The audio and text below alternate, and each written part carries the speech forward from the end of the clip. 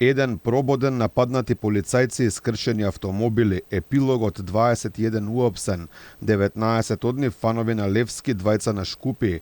Најсериозниот инцидент беше на влезот на Чаир, да беа нападнати автомобили со фанови на Левски, а еден од нив беше прободен со нож.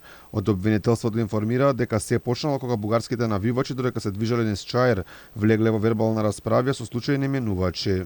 29 годишен бугарски државјанин бил повреден со остар предмет во абдоменот. Кај него е констатирана тешка телесна повреда и е хоспитализиран. По извршената хируршка интервенција, тој е во стабилна состојба, со цел утврдување на идентитетот на граѓаните кои учествувале во настанот и кои според првичните сознанија не биле дел од локалната навивачка група.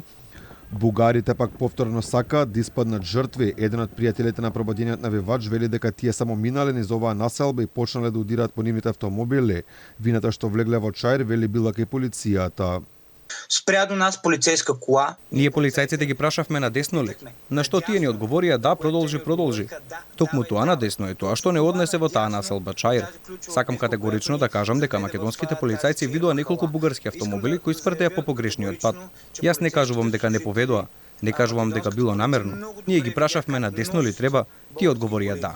Министерот за внатрешни работи Оливер Спасовски пак вели дека фановите кои што организирано дошле со автобус со полициски кордон биле однесени до стадионот.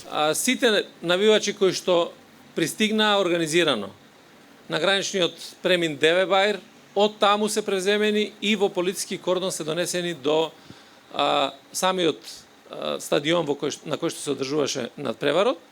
Јутоа имало веројатно неколку возила кои што доаѓаат сосема неорганизирано и при поминувањето во Чаир преку одредена провокација која што ја прават настанува конфликт. Инаку фановите на Левски почнаа со акција на собирање пари за да бидат платени казните кои што македонските органи ќе им ги изречат на фановите кои вчера предизвика инциденти во Скопје.